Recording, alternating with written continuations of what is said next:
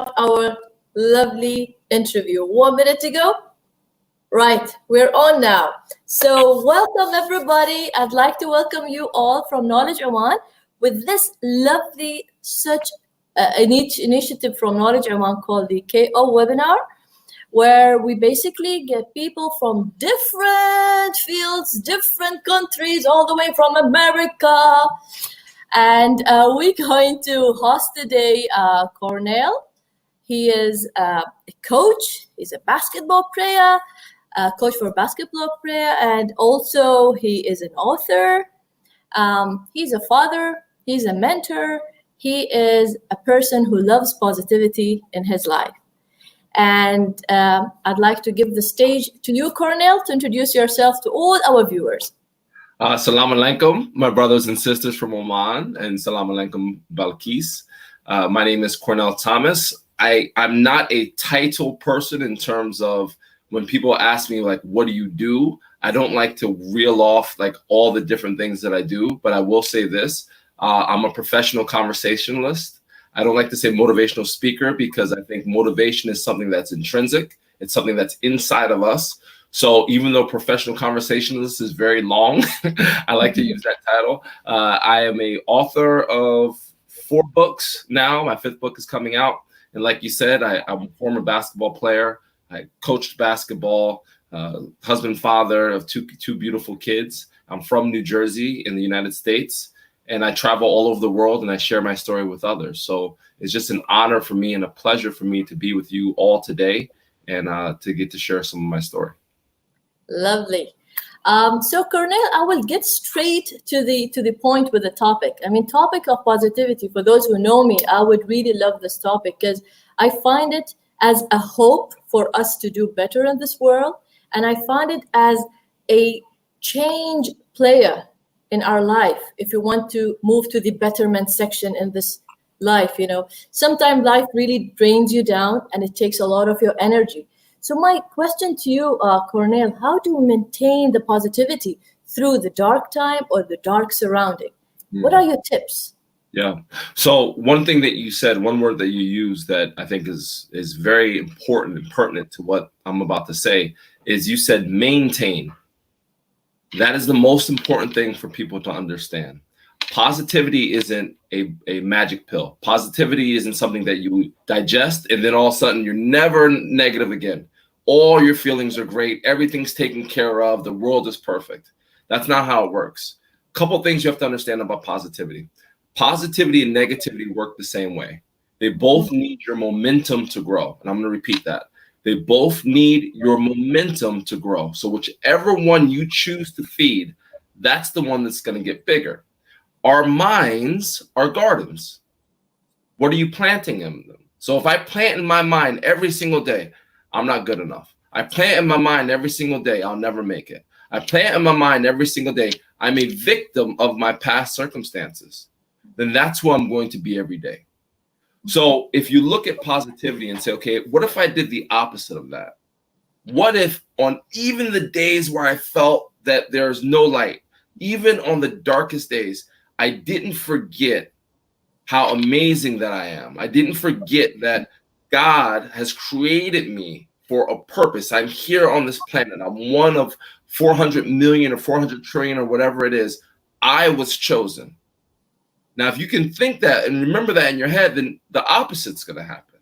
So I think with positivity, it's just understanding that you have somewhere from 80 to 100,000 thoughts a day.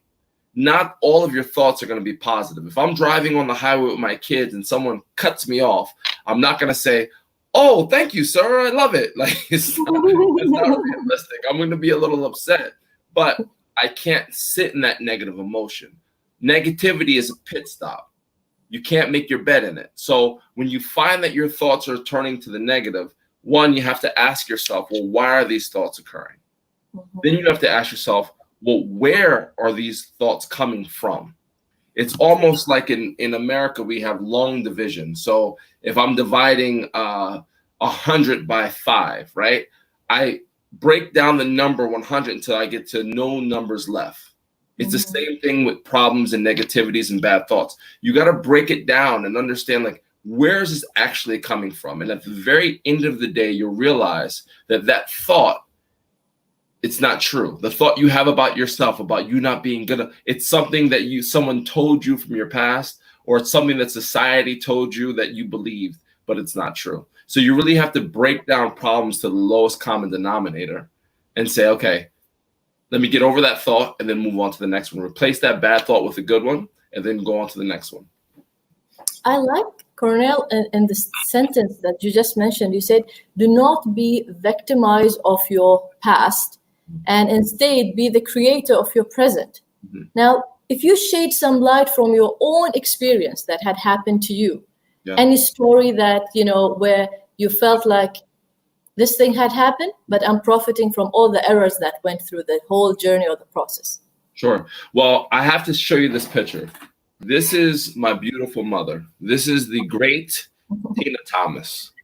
And it's very hard to know who I am without knowing who that woman is, because if it wasn't for my mom, I would not be who I am today. So when I was 4 years old, my father, Bobby Thomas, passed away from cancer. He was a police officer in the city of Passaic, New Jersey, where I was originally from. And when he passed away, my mom had to raise 5 of us on her own with no money. So I grew up understanding what hardship was about. I grew up understanding what struggle looked like. I experienced adversity at such an early age that I had a different perspective of adversity, because I never saw my mom come home and put her head in her hands and say, I can't do it. I've never heard my mom say something was impossible. I never, until I was 18 years old, heard my mom say the word can't. These are things that she never used. She never used the language in the house. I don't use the language in my house for all my kids, right? Because I'm planting negative seeds. I'm planting seeds in this garden. So all through my life, through, elementary school, middle school, I'm 11, 12, 13 years old, I was never really passionate about anything, because most young men want to be like their fathers, right? I didn't know my father. I only have 2 memories of my father. My mom worked so many jobs just to maintain a roof over our head and food in our stomach. I didn't really get a chance to want to be what my mom was doing. And I saw my mom, I saw the struggle we had. So I always associated whatever she's doing is not making a lot of money, not realizing that she's trying to take care of, feed 6 mouths. So it wasn't until my junior year in high school, I was about 16 and a half years old, where I discovered the game of basketball. And when I discovered the game of basketball, it gave me this thing that provided an identity that I didn't have prior. I didn't have an identity. People always knew me as, oh, that's so-and-so's little brother, or that's Tina Thomas's son. Once I started playing basketball, and trust me, Balqees, I was god awful when I first started playing. I was horrible, right? When I first started playing. Yeah. But the difference was is in that journey of basketball, I had one thing that separated me from everybody else. I had work ethic, because my mom had an extreme work ethic. So I knew that even though I wasn't good at the moment, if I continued to work at it, and if I was willing to sacrifice the things that I like in order to get the things that I love, which was play professional basketball, I knew that at some point in time, something would happen. So when I talk to people about my basketball journey, they go, well, how did you go from being so bad at basketball to getting a professional contract? I said, well, when people went to parties, when people went and drank and did all these different things, I never did. I went and I played basketball. So if you're not willing to do that, to make that sacrifice, you're only going to, stay at a certain plateau. And so after high school, I really barely played in high school because I wasn't good enough. My mom sat me down, and this is the first time I heard her say can't. She said, baby boy, because she always calls me baby boy, always. She goes, baby boy, she goes, I can't afford to send you to college. And to grow up your whole entire life never hearing your mom say that word, and then hearing it for the first time, it hit me a lot harder, because I knew that if she's saying that she couldn't do something, the situation was probably a little dire. And I sat my mom down and I said, Mom, I'm going to take a year off from college. I'm going to work 2 jobs. I'm going to go to a 2-year college. I'm going to get a full scholarship from that 2-year college to play at a 4-year college. I'm going to come home and I'm gonna get a contract to play professional basketball. Wow. Well done, Cornell. So proud of you. Thank you. But it's just being in a solution-based mindset and not a problem. I didn't see it. I saw the problem, but I didn't look at the problem as I can't do anything about it. I looked at the problem like I have breath in my body. I have my legs work, my arms work. Why can't I attack this problem and figure out the solution? And so that's what I did. I went on to a 2-year college. I got better and I got a contract to play professional basketball. And then right before I went away to play professional basketball, I ruptured my Achilles tendon. So I was 7 days away from playing professional basketball. And this is what we were talking about prior when we were talking about everything happens for a reason. And you were saying, what's the moment? So all the things that I went through in my life up until that point prepared me for that moment. So all the struggle, all the hardship, I never knew as a child that growing up the way I did would prepare me for the hardest moment to that point of my life, which is being 168 hours away from playing professional basketball and then having my dream taken away from me from an injury.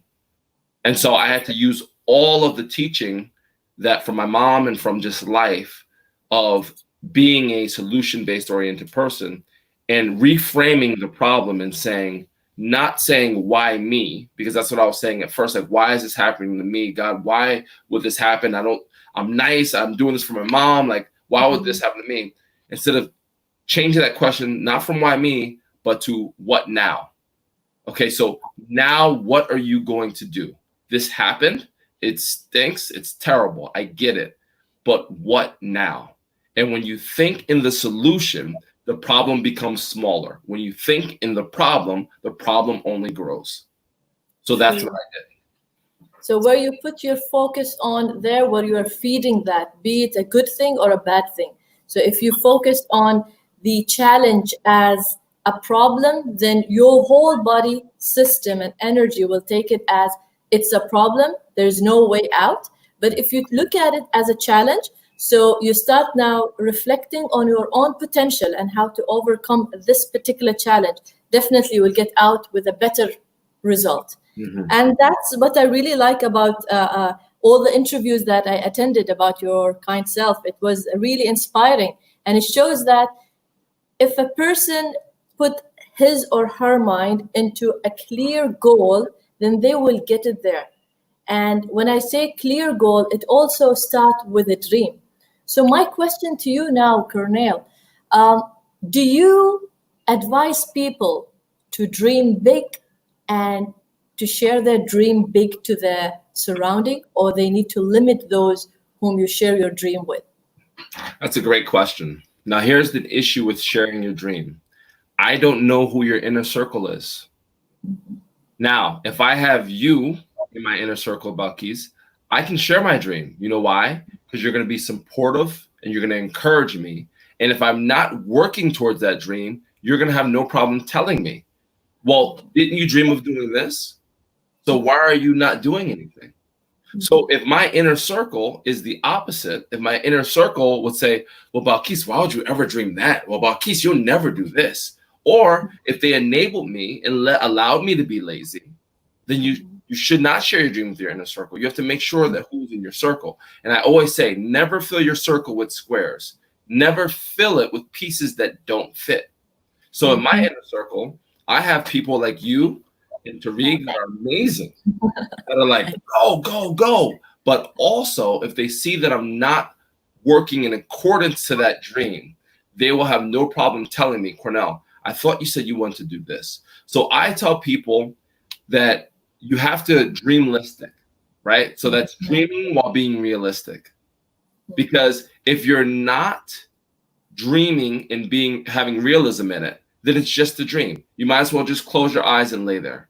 You have to dream with your eyes open. You have to ask yourself, all right, I want to be a famous actor, okay? Have you taken any acting classes?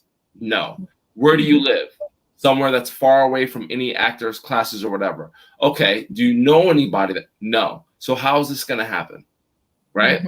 Unless you're willing to pack up, move to where there are actors, start taking acting classes, practice harder than everybody else, and then make that happen, then I would say, well, maybe that's not a realistic goal for you right now, right? And that's not telling you to stop your dream. It's just telling you to figure out a different action course to get that dream, right? Your action plan for your dream has to make sense. I used to coach basketball, and I would have kids come into the gym and say, "Coach, I want to play professional basketball." And I'd say, "Okay, how often are you working out?"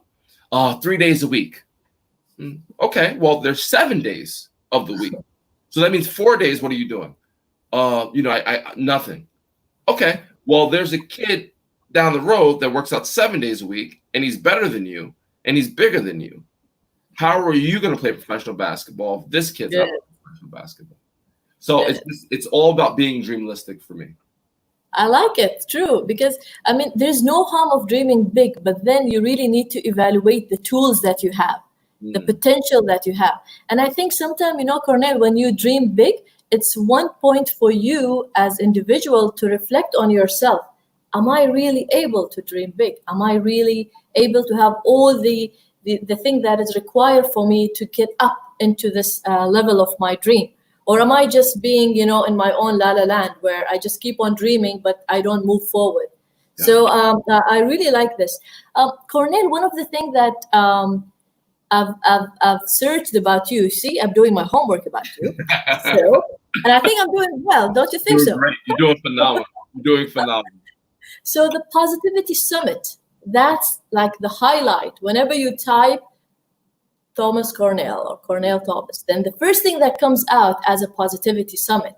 It's a summit that you are the founder of that summit. So can you please talk about it and what really triggered you to think of Positivity Summit?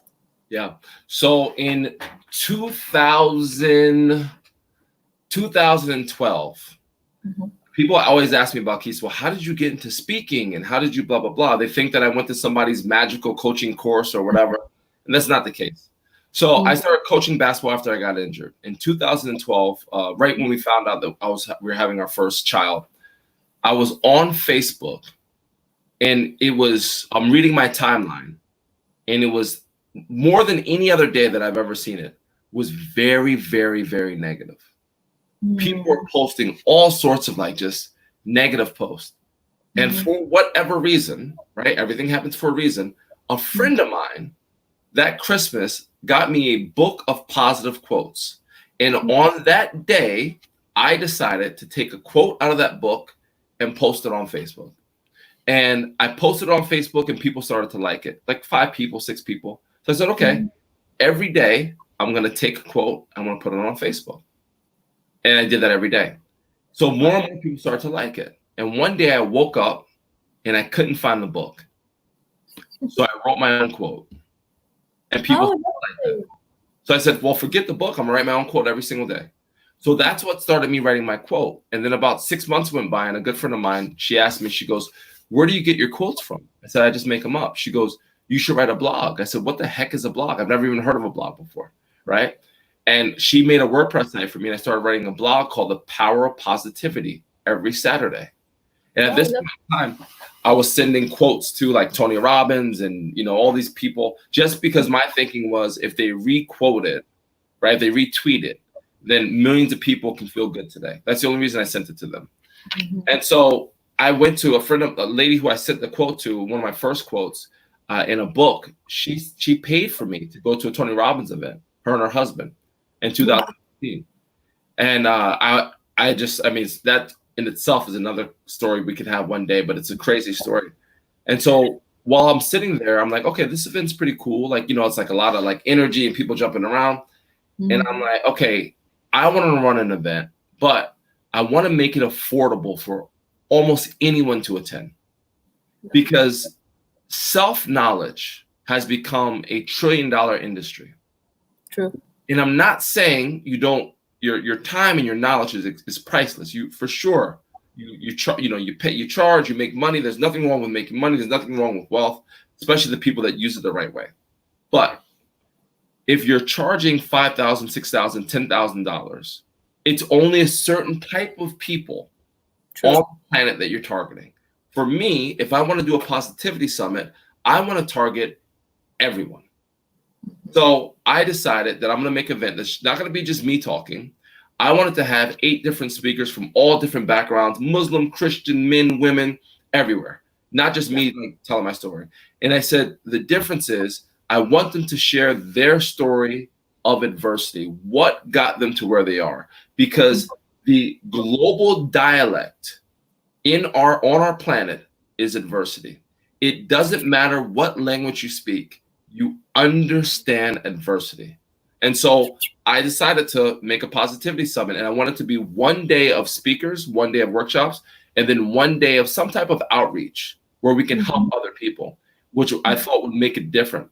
So I ran one in New Jersey, New York, Los Angeles, and then in England. And I was supposed to run one in Dubai this past, but right before COVID. And then I talked to my brother. I always call my brother Tariq about running one in Oman, inshallah, at some. Inshallah.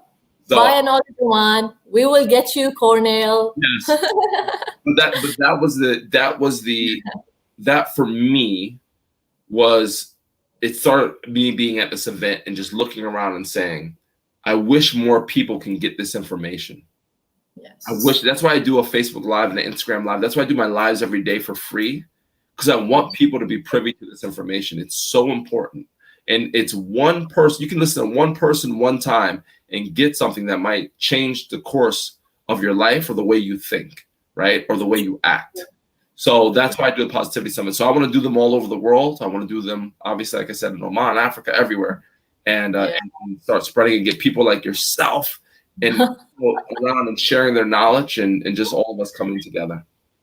Yeah, well, let me just tell the viewers about how we in Knowledge Oman come to know you. Well, as you just mentioned, the founder named Tariq Al-Barwani, he was so much influenced, I would say, by your energy on the event that you guys get together. And he was like, you know what, Balqees, I think this guy, he got a message. And he is a person that we definitely need to have an interview with, because the amount of impact that he's going to introduce in this region is just huge. And the good thing about Tariq, he sees what we don't see. So he sees that in you, and then he communicated nicely to us as team members, and we were like all buying into it. And we're like, yes, we go ahead, let's do it. And today it had happened. So just back to whatever you have said before, that things do happen for a reason. And I think you and him meeting together, it was for a reason. It is for what we are having today, as positivity is power. Yeah. Now, this will lead me to another question, Mr. Cornell.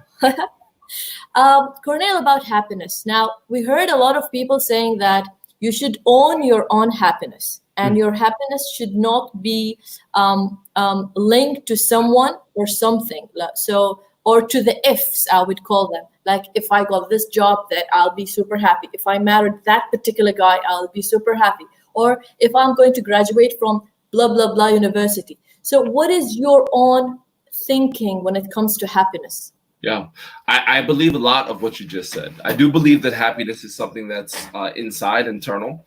I don't believe happiness, sustainable happiness, could be connected to things, right? So if I bought a new car today, I would be happy, right? It'd be happy, it'd be fun, and brand new car, smell, it's great. But after a couple weeks, I'd get satiated with the car. I'd have it for a couple weeks, and then it's like the new car smell is gone, and now my baby seats are in there, and the kids drop food, and it's like whatever, right? It's just a car. So I think that to sustain happiness, right? To sustain it, to keep it going, it's very important for you to be happy with yourself. And when people hear that, they're like, well, that's like rainbows and butterflies. Like, how can I be happy with whatever? Like happy with myself. That's in the cloud stuff. Lala. No, it's true. There's a science behind it, right? Like, again, we go back to how you feel about you. There are so many people on this planet that don't love themselves. They're not happy with themselves because they associate happiness with something else. And when you associate happiness with things that are on the outside, right? I don't have the same job that my neighbor has. I'm not married and I'm 32. I don't have kids and I'm supposed to have kids at this time. Like, I don't look a certain way. I don't whatever, right? If you associate it with the outside, those outside things can take away your happiness at any point in time. If your happiness is just your job and nothing else, what happens if you lose it? If your happiness is just your spouse and nothing else, what happens if you lose it? Right? So you have to love yourself. We get lost in other people. We get lost in things and we forget who we are. You have to know who you are, and everything else is an addition or a subtraction to your happiness. Now, if you're adding things that's subtracting happiness, you need to subtract those things so you can add happiness. Very true. Very true. And Cornell, and specifically to the sentence that you just mentioned right now about subtracting things that remove your happiness, most of us, Cornell, not most of us, but some of us, I would say, they want to look good to make other people feel jealous about it. They want to own things so that, and those people actually, they're really meaningless in your life. But then if they are the one to say something negative about you, you will take it so deep inside and it really hurts you and ruin your day.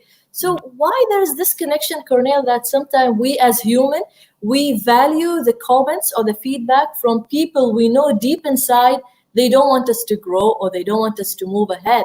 But then we do value their comments. And on the other hand, those people who really loves us and show us all the positive and support and motivation, when they say something good to us, we go like, I think they just want to boost our energy up. I think there's that kind of conflict sometimes on our way in receiving the feedback and comments. So how can we really detach ourselves from those negative thoughts and don't allow them to get into our inner peace and energy?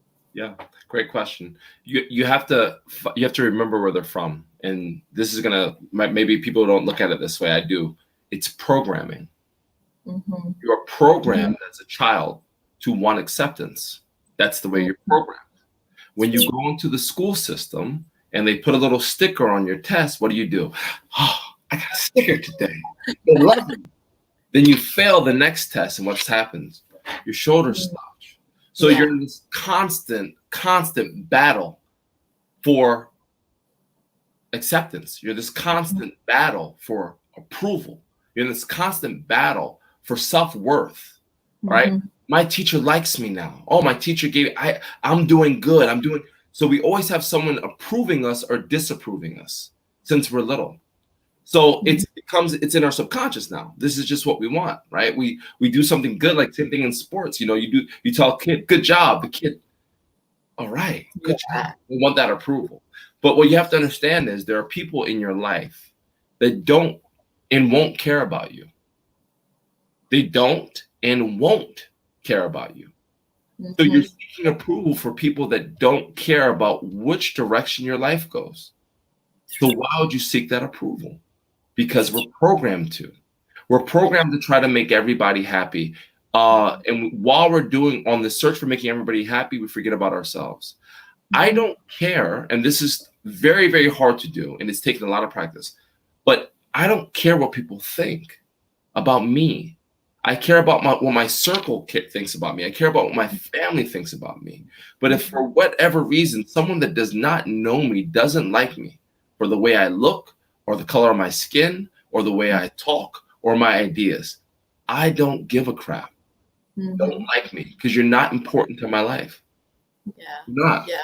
Yeah. So it's one, to not seek out approval. Just do great things. Just go out, live your life, do cool things, do great things, and the approval is going to come. And if you do something and people don't approve of it, think about how many times they talk about, Thomas Edison. They tell a story of, he tried out the light 9,999 times. And on the 10,000th time, the light, worked. And a reporter said, well, Mr. Edison, do you feel like you're a failure? And he goes, no, I needed 9,999 times to figure it out. Once I figured it out, then now we have light. And now I'm going to change the way we live, right? Everything. Look at the lights, now. So it's the same thing. It's like, as you're trying to find your light bulb, as you're trying to find that thing, don't worry about approval.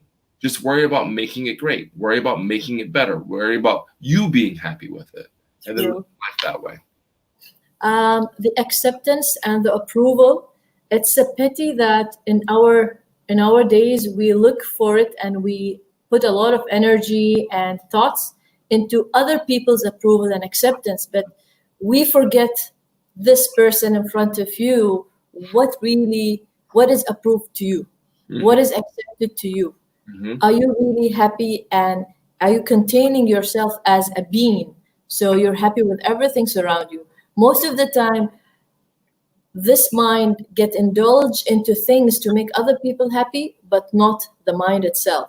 And I think that's something people really need to, like, get it out of their system, because it's taking a lot of energy and it doing them no good, because they will go into that circles, of what shall I do next? What shall I do next? They're not happy with me. But then we need to pause and stop, and we need to ask ourselves, are you happy with your own self?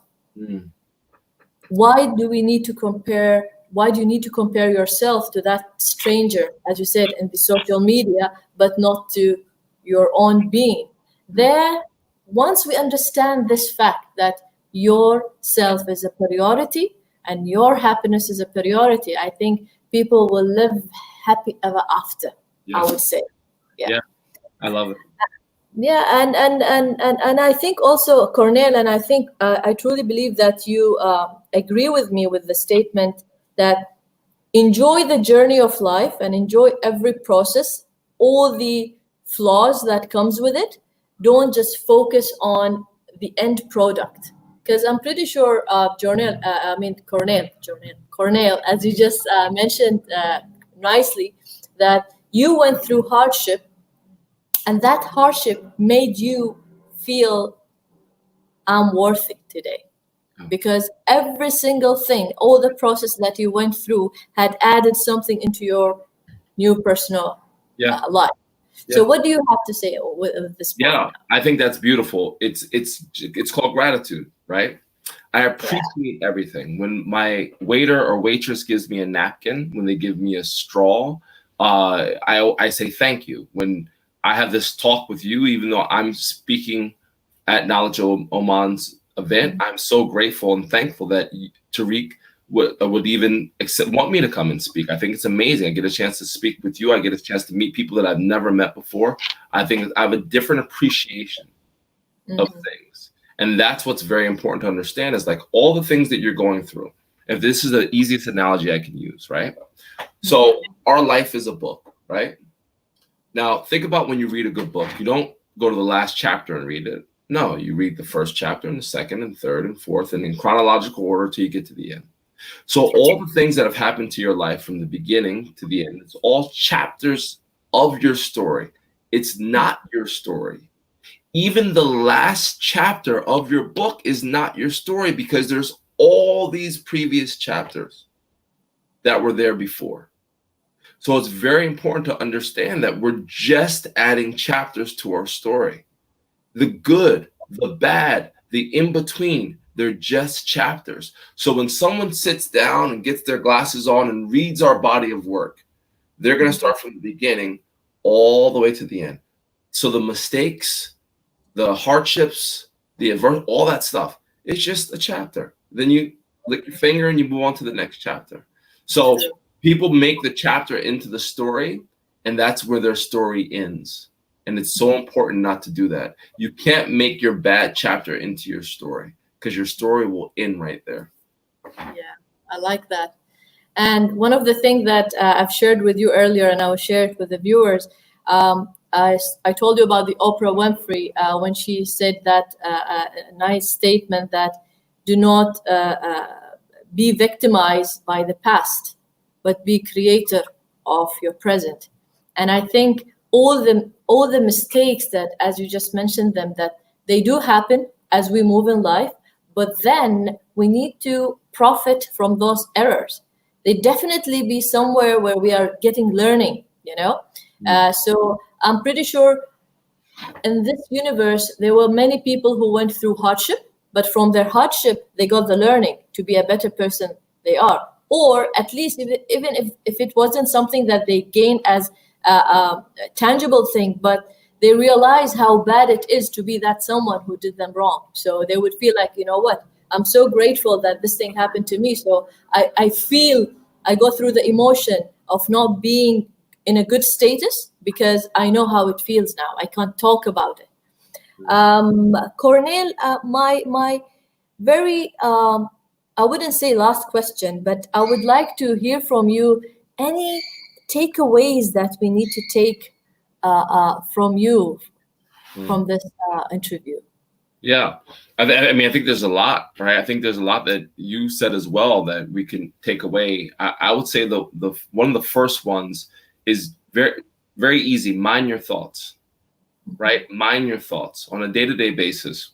Mind your thoughts. And how do you mind your thoughts? Well, if you have a day where your thoughts are really negative, write them down. Write down what is coming, what is in your mind. Like, look at it in paper, make it tangible. Okay, well, I was thinking this about myself today. Well, why? Who are you around? What happened? Were you at work? Is it your boss? Is it your spouse?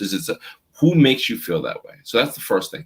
Mind your thoughts. Be very aware of your thoughts. And then, obviously the second part to that is write your thoughts down. The second thing is give yourself a break. Understand that you are not perfect. Understand that you're going to make mistakes. Do not become your own punching bag. There are going to be plenty of people, plenty of things in life that are going to beat you up. Plenty. Don't be the person that adds on to it. You see this so much where people have all these things going on, and what they do is they dogpile, they pile on top of themselves and add more negativity. I'm not good enough. I stink, blah, blah, blah, blah, blah, on top of all the other things that life is happening. And then I would say one of the biggest things for me was discover or find out why you're here. Like, what's the reason? And understand that your purpose doesn't have to be saving the world. Not everybody has this humongous purpose, but we're all cogs in the wheel. My mom's purpose, I was being interviewed for a documentary a couple of years ago, and I got a chance to interview my mom. And I said, Mom, what is your purpose? And my mom said her only purpose when my father passed was to make sure that her kids were raised the right way and they had all the necessities they needed to survive. That was her only dream. So I don't know what she dreamed before my dad passed, but I know once my dad passed, her purpose changed because it had to. Mm-hmm. So don't be afraid if your path changes and your purpose changes. Where you are right now might not be where you are tomorrow. Life might happen. You have no idea what's going to happen, right? So go with that and understand that everything happens for a reason. Understand that you're here for a reason. Understand that you're a cog in the wheel. We're all important. We're all connected. And then find out what that is. I like that. You are a man of wisdom, my friend. Thank you. So last thing, Cornell, I'd like to ask you about power of forgiveness. We heard of power of positivity. Now, what is the power of forgiveness? Yeah, this is a tough one. Mm-hmm. This is a tough one because it really depends on what has happened, right? Now, forgiveness with someone calling you a name, or forgiveness with you and your brothers, getting into an argument, or your sisters getting into an argument, that's different than something that's an atrocity, right? Or something that happens to you that causes you an extreme amount of trauma. So I think forgiveness for me, in my opinion, I always tell people I'm an imperfect man. I'm not perfect by any means. That forgiveness is something that I continue to work on. But if it's something where we get into an argument, or if it's something where it's like, I have no problem saying I'm at fault. I have no problems saying, okay, well, I apologize, just so we can keep the relationship going and not get into something silly. But again, it's up to it depends on what has happened and what has transpired. And when you forgive, your timetable for forgiveness doesn't have to be the same timetable as someone else's. Mm-hmm. It might affect you different.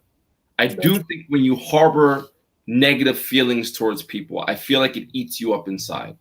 Mm-hmm. So either you're going to forgive or you're going to move past it, but you got to do something, right? You have to do something, because if you keep it inside of you, it's only going to fester and make you more negative. True. And I feel also, Cornell, if a person forgives someone, then actually they've been nice to themselves first, because that energy of hatred is gone out now of your vessel. And by that, you've been good and kind to your own self. And the amount of positivity then filled into that space where the hatred was there, it's something good to your own self. So forgiveness, true, it's not an easy thing, as you said. But if a person start to think of it like, do I really love my own self? And if the answer was yes, then forgive. Because then you're really going to move forward. As if not forgiven, I think it will always pull you back to the past. And then if you are pulled to the past, it's like you've been slaved to all the emotion that goes with that past. But if you want to free yourself, then it is not an easy task, but to forgive, it's the only solution. To liberate yourself and free yourself from all those negativity. And then you can move forward. Cornell, that was a really nice talk with you. And just to wrap up our own session here, then we talked about positivity and how this can impact someone's life. And also we talked about how to turn the challenges into opportunities. And at the same time, we talked about moving forward and keeping the past behind, learning from the past and all the errors that we have done, and just moving straight with a brighter vision for things that they're going to happen. And if they're going to happen, then good things are happening and they're coming on our way.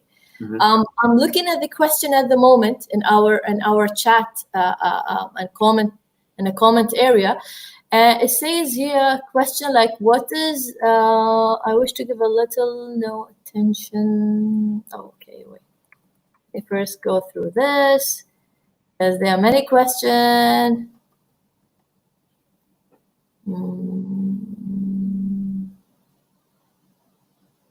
They are more into comments, to be honest, not as in questions. And yep, do you want to conclude anything, Cornell, from your side? Well, I see a question here. It says, Cornell, if your circles impose on you at your job or maybe your family, how do you deal with that? I think that's a really good question. Okay. Because sometimes your circle is by circumstance, right? Like sometimes you're at a job and it may be a negative environment. You might have family members that are very negative. And so what I say to people is that you can't just go cutting off all your family members at once and saying, I'm not talking to mom, I'm not talking to dad, I'm not talking to any of my cousins, just gonna be me. But you can limit people's access to you. That's very important. We are under the assumption that we have to give everybody the same amount of access to us than like everybody else, and that's not true. So there's in college football in American football, there's a trophy called the Heisman Trophy, and the model has his arm out like this and carrying a football, like he's blocking somebody.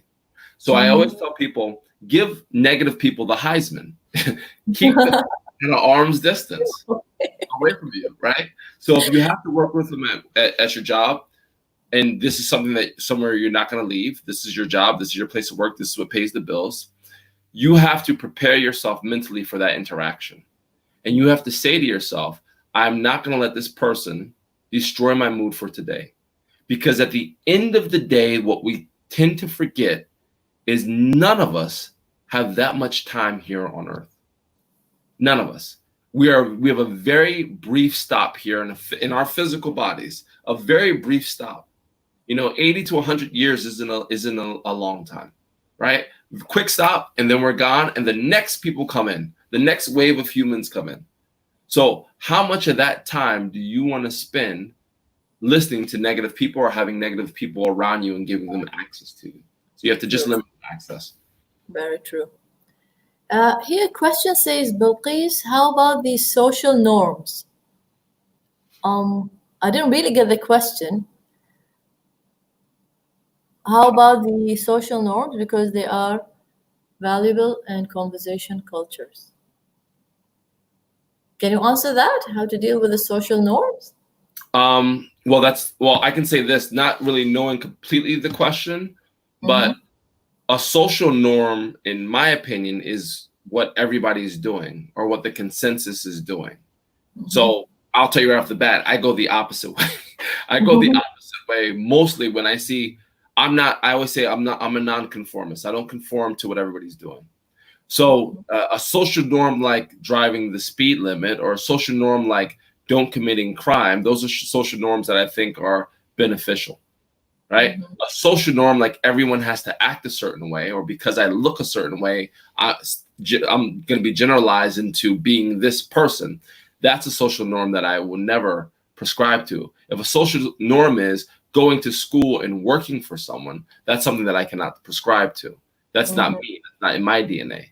So when it comes to social norms, it depends on what it is. If it's something that is law and order and keeps us all civil, that's different. But if it's something where people need to think the same and collectively think the same way, I'm going to run the opposite way of that, because that's if I thought like everybody else, I wouldn't be doing what I'm doing, because what I'm doing is crazy. I'm traveling the world and sharing my story and talking about purpose and unity and us being together amongst all these crazy times. Like, why would I ever do that?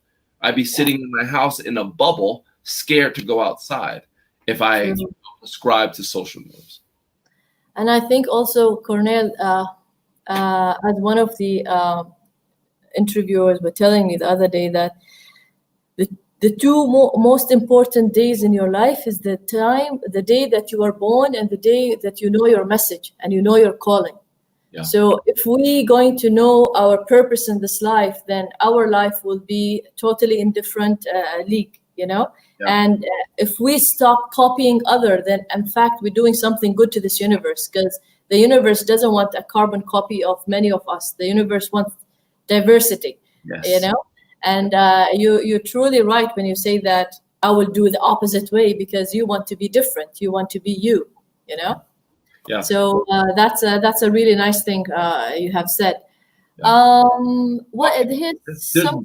There's one more I saw down here from Wafa, and it says, Balqees, sometimes we become tired of being positive in a negative surrounding. No matter what you do, they still nail you down. How can we maintain it? So it's talking about maintaining positivity. Now, there's a famous Jamaican singer, Bob Marley, who I love, who's, just has a million. No woman, no cry. Yes, no woman, no cry. Millions, but he has a song that I love called the Redemption Song, right? And in the Redemption Song, there's a line that said, we need to free ourselves from mental slavery. I'm going to say that again. Mental slavery of the mind.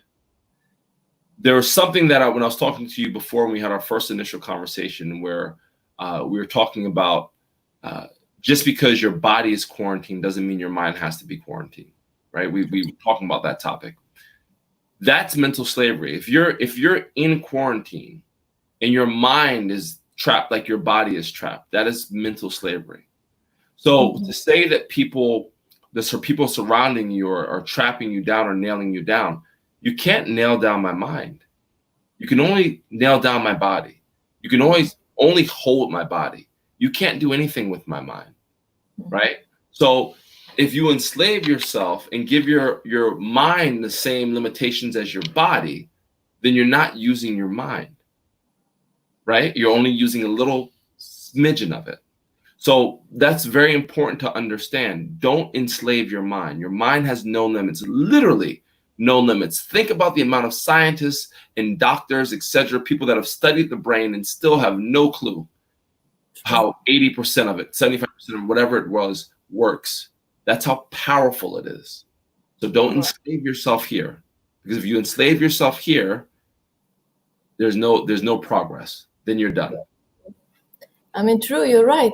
I mean, if the inventor of light listened to other people when he started to fail one fail after another, if he really surrendered to their comments, I don't think today we'll be having, the lights and so on and so forth. So, right, never surrender to your thoughts. I mean, that's a powerful statement of yours. Yeah. So, Cornell, now thank you very much for being with us. It was really nice, and it was really enrichment for our body and soul. And you had added really great value to this session. And hopefully we will meet face to face sometime soon, inshallah.